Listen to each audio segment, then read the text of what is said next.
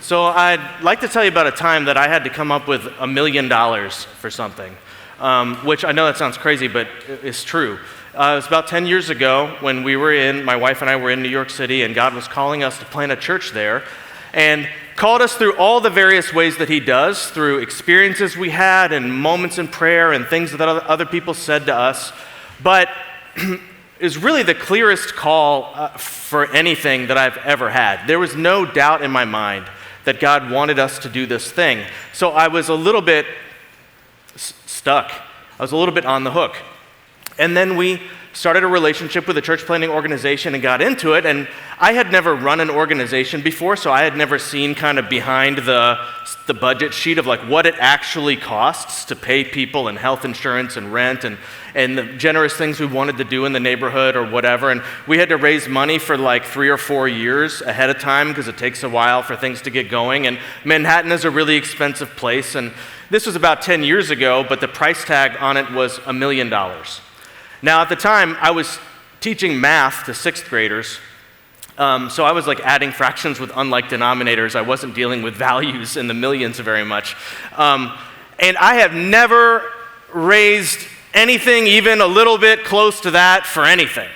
I mean, the most money I'd ever raised for anything was like $300 for a short-term mission trip, and I had to ask everybody that I knew, and I asked some of them twice, and I had to go give like a presentation to this old Sunday school class at my church, and they like wrote me a check, at the end. I mean, I had to like tap every relationship that I had. I'd never raised $1,000 for anything, $10,000, $100,000. $1 million was just, for me, crazy talk. It was a total impossible figure. And it was an instant, I need God to provide. This is not going to happen unless God does something. And this is a thing that is going to happen to every single one of us in life. And maybe it won't be like that. Maybe it'll be something smaller. The other day, I was hanging out with my parents, and I'm a grown man, but I still really care about my mom a lot. And she was going through something, and I kept feeling like I need to kind of push her a little bit on something. But I love my mom, and I want to honor my mom, and how can I say this in a way that will build her up and be well received?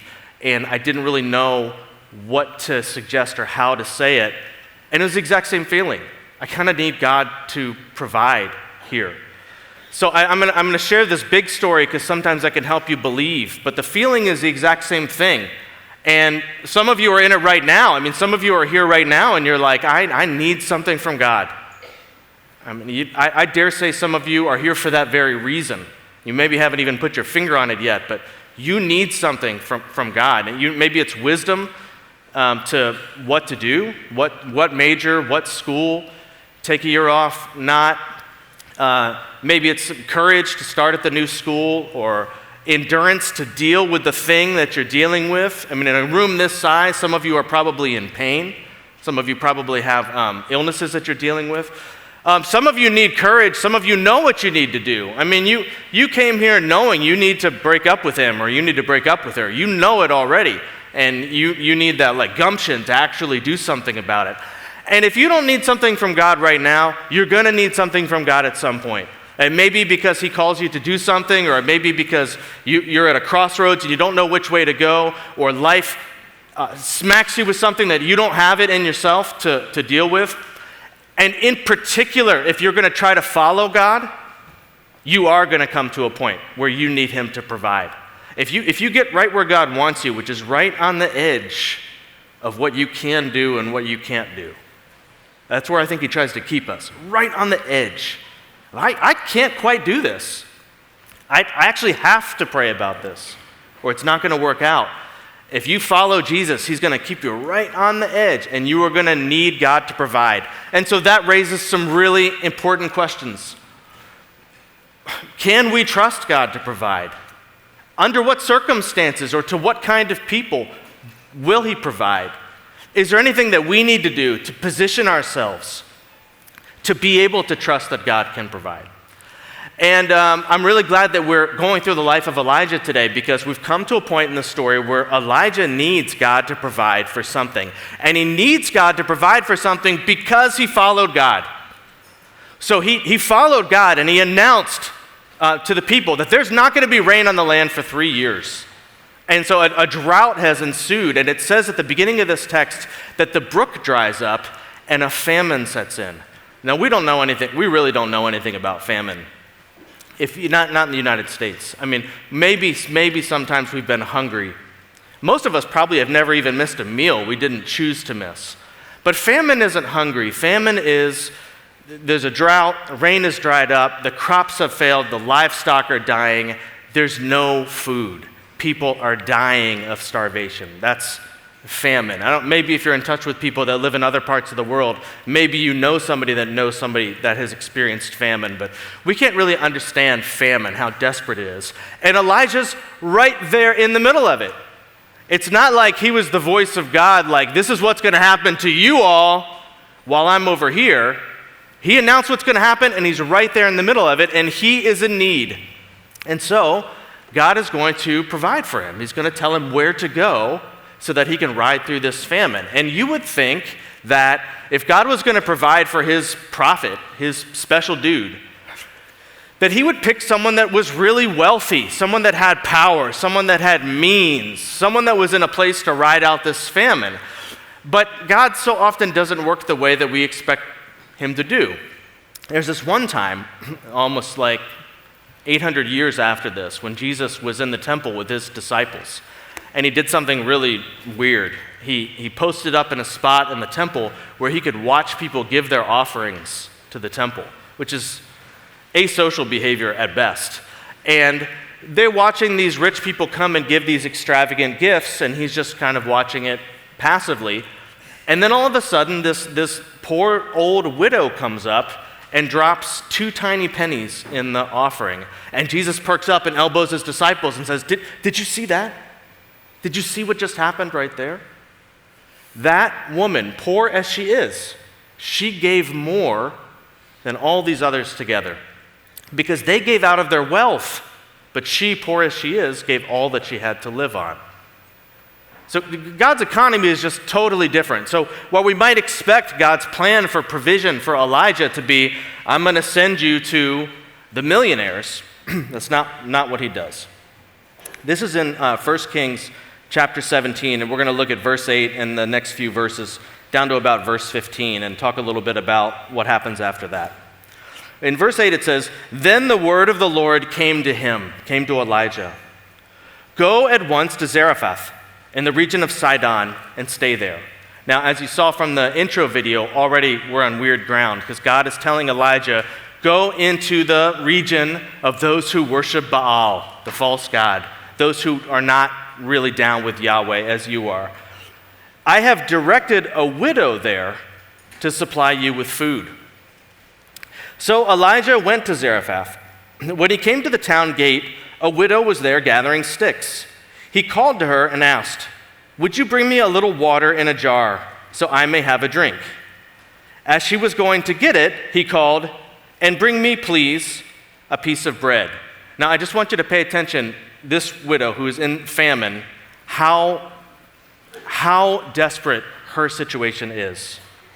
Verse 12, she says, As surely as the Lord your God lives, she replied, I don't have any bread, only a handful of flour in a jar and a little olive oil in a jug. I'm out here gathering a few sticks to take home and make a meal for myself and my son, that we may eat it and die. So she's at the end of her rope. It's over for her. They're starving to death. Her little boy at home, you can see his ribs, probably doesn't have the strength to get out of bed. She has a little bit of flour in a jar, a little bit of oil, and she knows they're going to die. There's a famine in the land, and she's out here gathering sticks. He caught her gathering sticks to make one last little fire, to make one last little tiny loaf of bread so that her and her son could have a few last bites, and then they're just going to die. And this is the person that God sends him to provide for him. You know, God's funny like that. we started to think about this $1 million goal. And I talked to my team about it, I talked to my wife about it, and the thing that we kept saying is like, man, we just got to pray about this. I don't even know who to ask. We're just going to have to pray about it. I don't even know how to start. And then we started saying like, yeah, maybe we should just start praying about it. And that's a funny thing if you think about it. What is more inconsequential than prayer? It seems ridiculous. The people in a room talking to the air? That's not a strategy, but it was what we had. And the more we talked about it and the more we prayed about it, we started to actually feel like, no, this is actually exactly what God wants us to do. We're not supposed to go out and try to raise money right now. We're supposed to go out and get people praying for this church plant. And it took a while to come to terms with that because it felt strange. It felt countercultural. It wasn't in like the church planter's manual of how you go about doing this. Like there might have been a nod to prayer support, but we kind of felt like, no, this thing needs to just be founded and fueled by prayer. I mean, we felt like we were getting spiritually speaking, getting in the ring with Mike Tyson, and we were about to start taking some punches we didn't know how to handle, and this thing needed to be driven by prayer. And so we came up with this goal. We were like, what if we could get 100 people a day, every day, to pray for this church plant, and one person fasting every day? And I don't mean like 100 people on a mailing list that maybe, sometimes you think about us. But no, I mean like, what if we got 100 people to commit? Like, when I say I'm going to pray on Tuesday, I mean I'm going to pray on Tuesday. And we had 100 people with that level of commitment. And we had one person every single day of the month who was like, I'm going to go without food so I can focus on this project that God is trying to do and pray for you. And so every day we had 100 people praying and one person fasting. And what if we didn't really ask people for money? And what if we just did that? And then we started to feel like, I think this is what God wants us to do. And then it was all hands on deck. But I want to point out, it's ridiculous.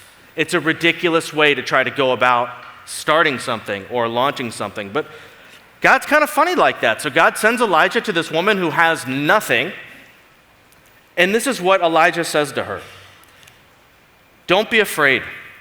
Go home and do as you have said, but first make a small loaf of bread for me from what you have and bring it to me.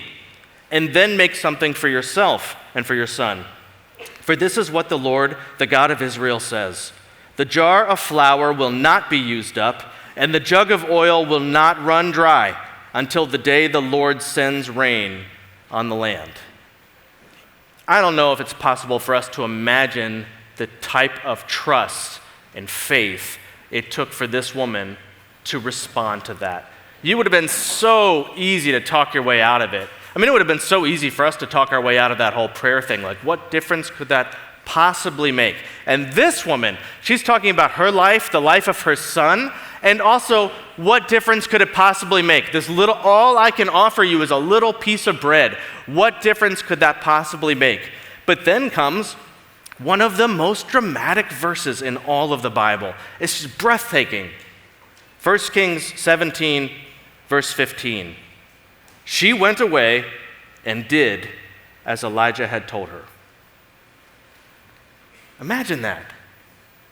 Imagine what that took. Imagine what that meant for her to do it. She went away and did as Elijah told her.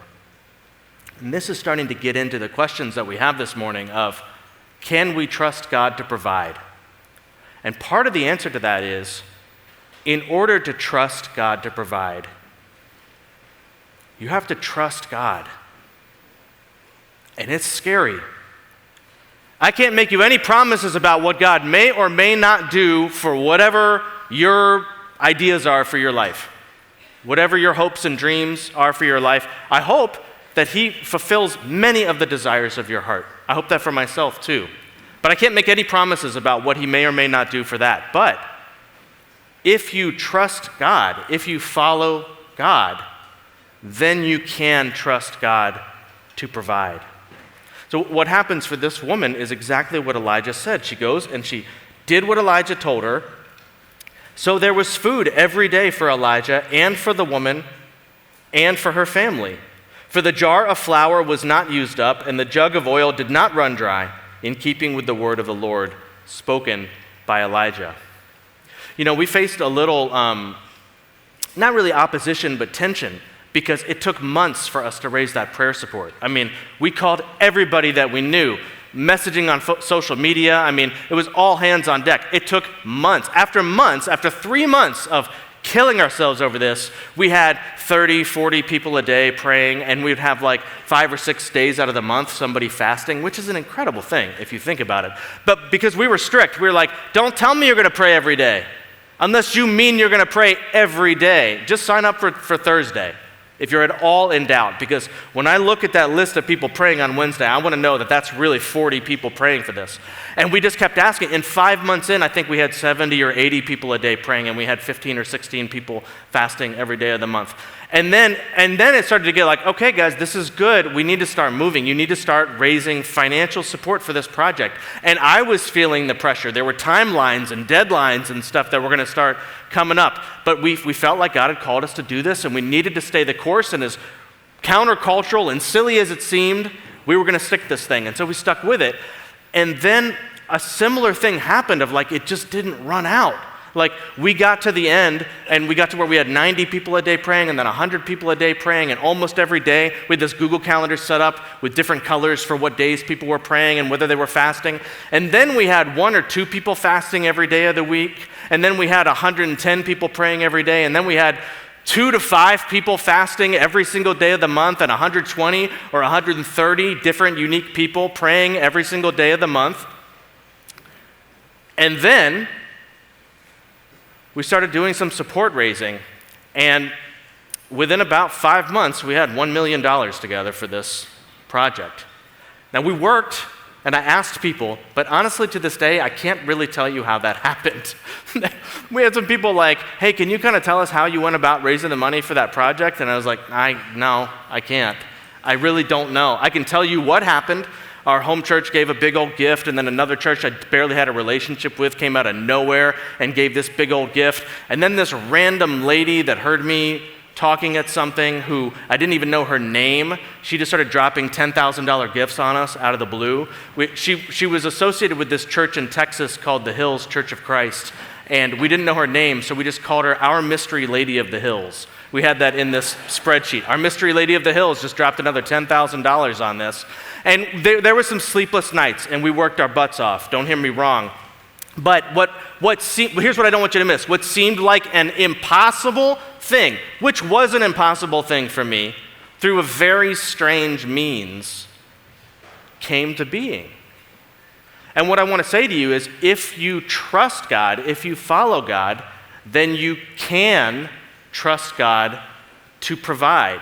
And this is something that all of us are going to face at some point or another in our life. When I was out with my mom, and there was a thing that I felt like I needed to challenge her on, and I didn't know what to say.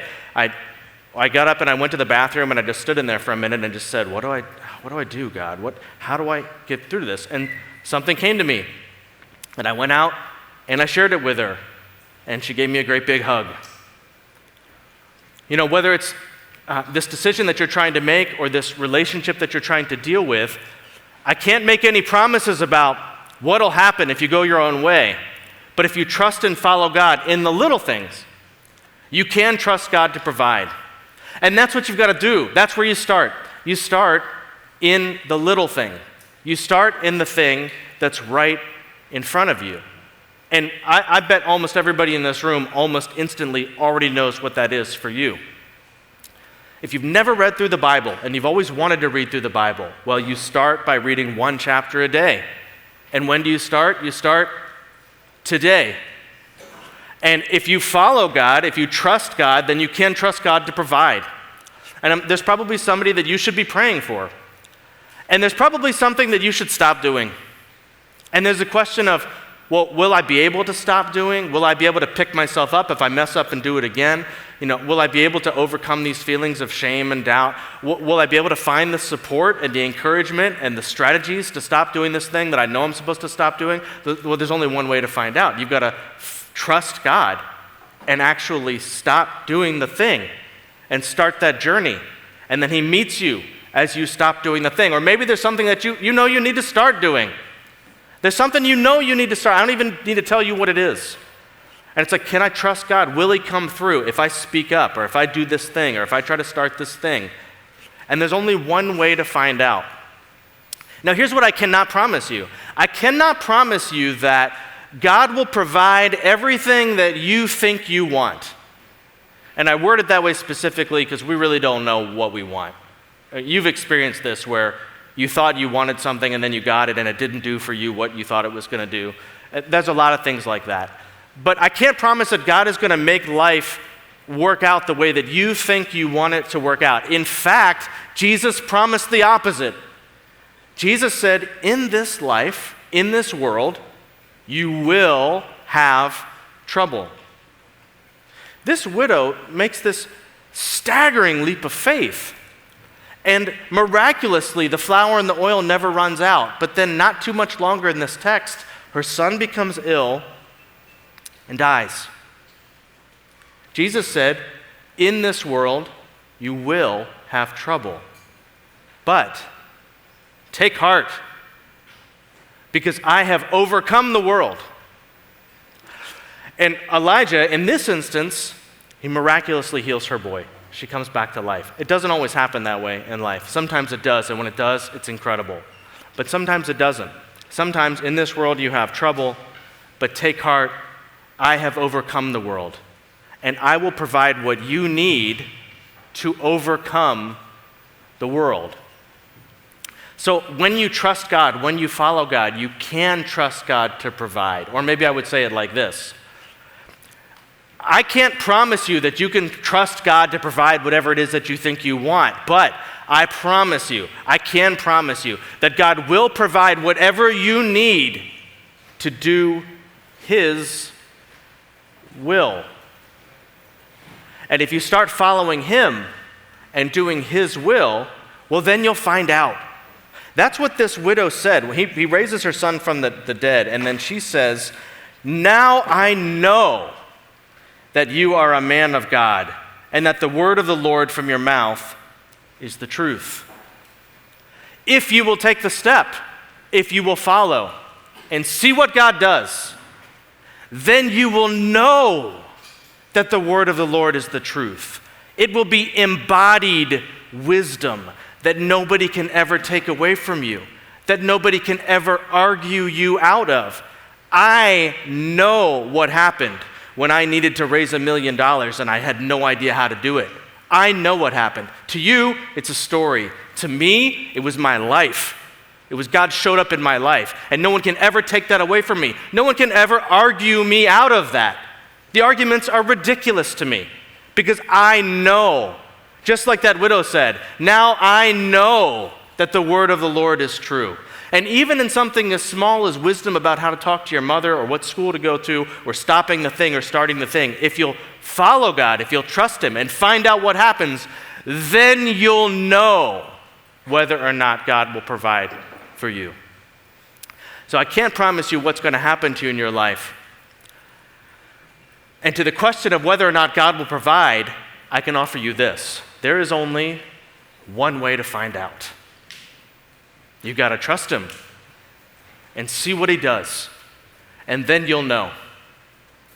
Sometimes a picture is worth 1,000 words, and so I think I want to try to show you what that's like, even in something really small. And so I'm going to do something that might be the stupidest thing I've ever done from stage. I want to do a trust fall off this stage and have some of you guys catch me that are already groaning.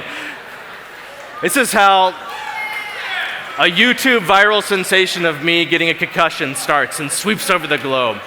I want 12, 15 strapping young lads, volunteer, come on down, right here. Yes, yes. So if you could make two lines like this, and interlace your hands, grab hands, and come in, crowd in closer. You guys are probably too far away. I probably won't jump that far back.